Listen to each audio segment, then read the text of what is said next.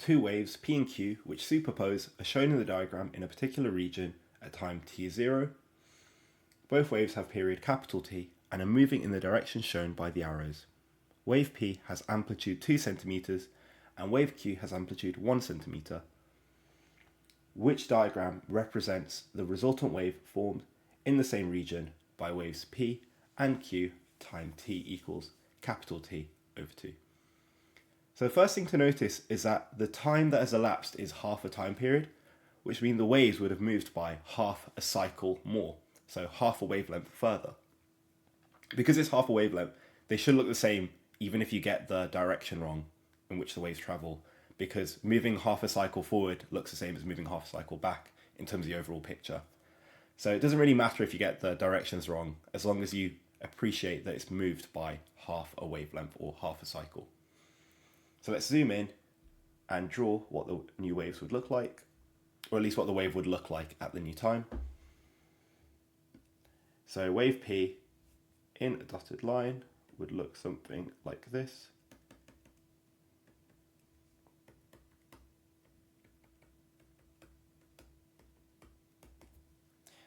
And then wave Q will have done the same.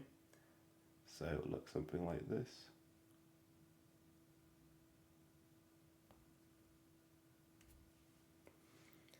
And now we need to think about what this resultant pattern will look like when they superpose.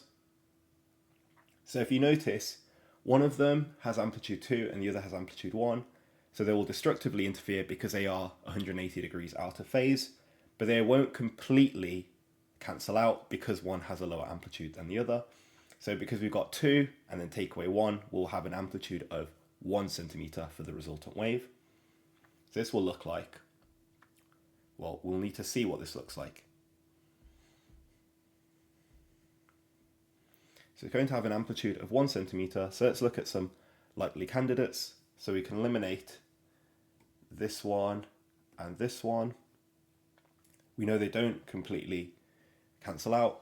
So it could be C, D, E, or F.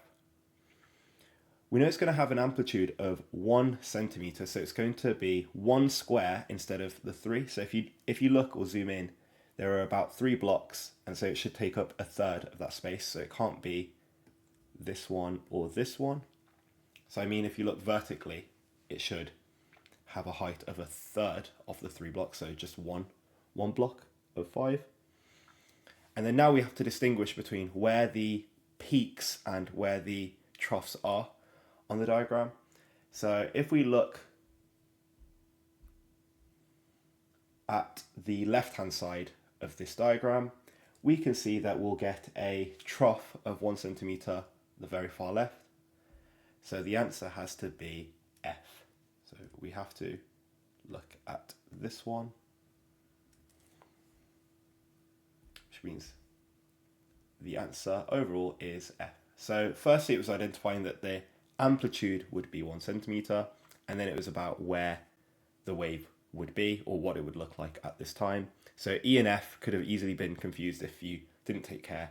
So you have to think, okay, where does it give a 1 centimeter displacement in the negative direction and 1 centimeter displacement in the positive direction, and you should get an answer of F. Hopefully that makes sense, but if you have any questions, please do let me know in the comments.